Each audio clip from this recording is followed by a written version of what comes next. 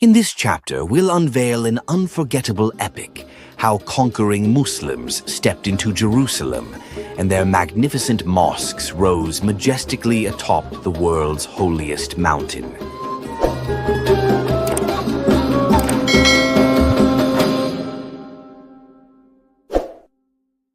Jerusalem, a city that has witnessed more rulers than centuries, more wars than peace.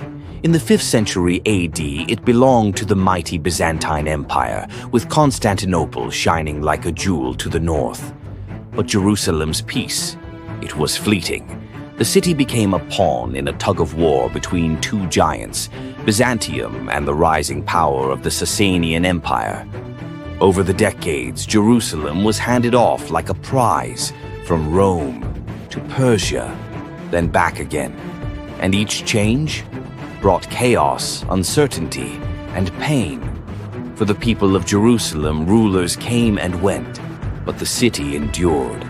In the early 600s, a bold new force emerged, Khosrow Parviz, king of Persia. With lightning advances across Syria, his generals Shahbaraz and Shahin marched toward the holy city. And this time they had unexpected allies, the Jewish population of Palestine, tired of Byzantine oppression. Together they moved on to Jerusalem. In 614 AD, the siege began. It lasted 21 days, relentless, devastating. And then Jerusalem fell. The Persians took control, marking a rare moment when the city bowed to the east.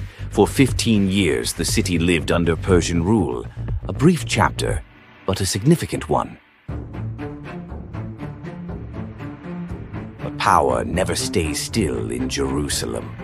By 629 AD, Emperor Heraclius struck back. He reclaimed the city. Once again, the pendulum swung. But something far greater was about to happen, not from an emperor, but from a prophet. While empires battled for Jerusalem, a night unlike any other unfolded.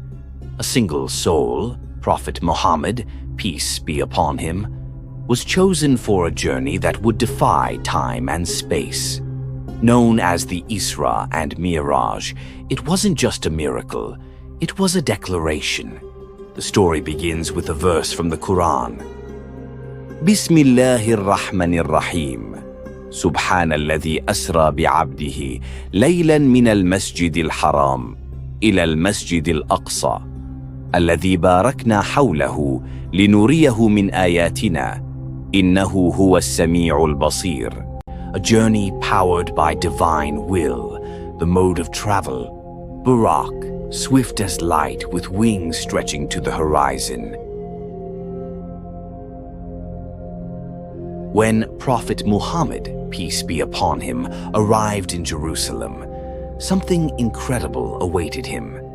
Inside that sacred space, the Temple of Solomon, which is now the site of the Al-Aqsa Mosque, he was welcomed by the souls of God's greatest messengers, Abraham, Moses, Jesus, and others. There, Prophet Muhammad, peace be upon him, led them all in prayer as the Imam of the prophets. But the journey wasn't over. From where the Dome of the Rock now stands, the Prophet rose, accompanied by Jibril, toward the highest heavens. He ascended through 7 layers of the skies, meeting Adam, Joseph, Moses, Jesus, and others again. Each level, a new vision, a new lesson. At the highest point, he reached the throne of God, beyond where even Jibril could go. There, he witnessed unimaginable signs and spoke to the Almighty directly. Among those moments, the establishment of the 5 daily prayers, a gift to the believers, and a command that still echoes today.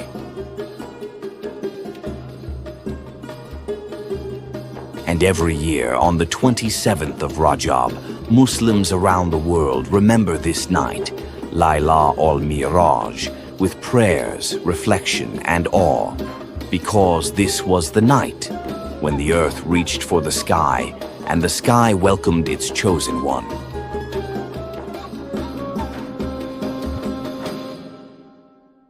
But Jerusalem doesn't cease to witness miracles or endure trials. New forces arrived, new struggles began, and the city's soul was tested once more. The year was 638 Anno Domini. The mighty walls of Jerusalem stood still, but change was marching toward them. The Islamic Caliphate had risen, fast, powerful, and principled, and at its helm stood a man known across empires for his justice, humility, and unwavering faith, Umar al-Faruq. This wasn't just a conquest, it was the dawn of a new chapter for one of the holiest cities on earth. As Muslim forces approached the city, Jerusalem's fate hung by a thread. The Byzantine ruler, Patriarch Sophronius, had a choice: resist or reach for peace. And what he did next surprised everyone. He didn't ask for terms, he asked for Umar al-Faruq himself, because even the city's enemies trusted his name. When Umar al-Faruq finally arrived, there were no trumpets, no golden robes, no throne on wheels, just a man in simple clothes, riding beside his servant, taking turns on the same camel. The Christian patriarch was stunned. This was not the image of a conqueror. This was the face of integrity. Then came a moment that echoed through history. When prayer time arrived, Sophronius offered him the holiest Christian site, the Church of the Holy Sepulchre. But Umar al-Faruq paused. He looked around and said something unforgettable. "If I pray here, my followers may one day take this church, and that would not be just." So instead, he stepped outside, knelt on the stone ground, and prayed. Right there, the mosque of Umar would one day rise. Radiyallahu anh. No war, no siege, no bloodshed. The keys of Jerusalem were handed over to a man in a dusty robe, not a warrior, but a guardian of faith. This was not just a political handover, it was a spiritual trust. What followed became legendary, a treaty, handwritten history, known as the Pact of Umar. It promised protection for the Christians, for their churches, for their people. It wasn't just tolerance, it was respect. And that respect still echoes in Jerusalem's stones. And then, another door opened. For centuries, Jews had been banned from their holy city, barred from returning to the place of their prophets. But under Islamic rule, they were welcomed back, allowed once more to live, worship, and walk the land they loved. After Jerusalem had surrendered in peace, a question stirred in the hearts of the new Muslim inhabitants.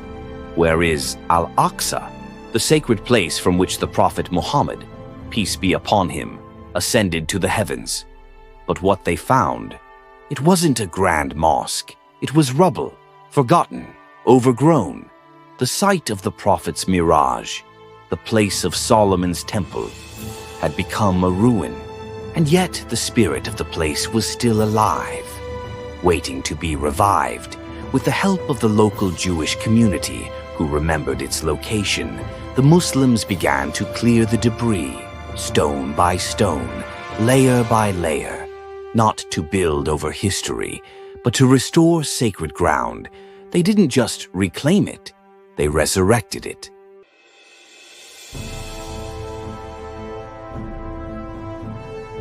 Then came a vision, a statement, a masterpiece.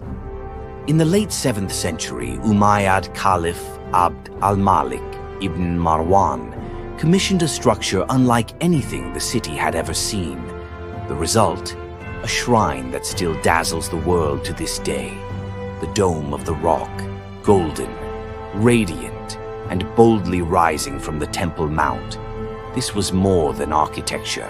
It was a symbol, a declaration. Islam had arrived, not only as a faith, but as a civilization of beauty, intellect, and divine reverence. Every inch of mosaic, every verse etched in stone. It was designed to rival the churches of Jerusalem, not in violence but in splendor. This wasn't just about building, it was about inspiration, about showing the world that Islam could create wonders too. And so it did.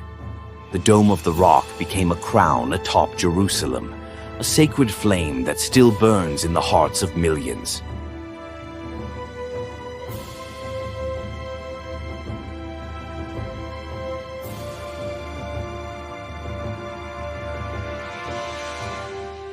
Throughout the ages, Muslims have worn many hats in Jerusalem: conquerors, protectors, builders, visionaries. They didn't just take the city, they poured into it their faith, their art, their heart. At the meeting point of Judaism, Christianity, and Islam, Muslims built mosques of breathtaking beauty, and that sacred place forever assumed an Islamic identity.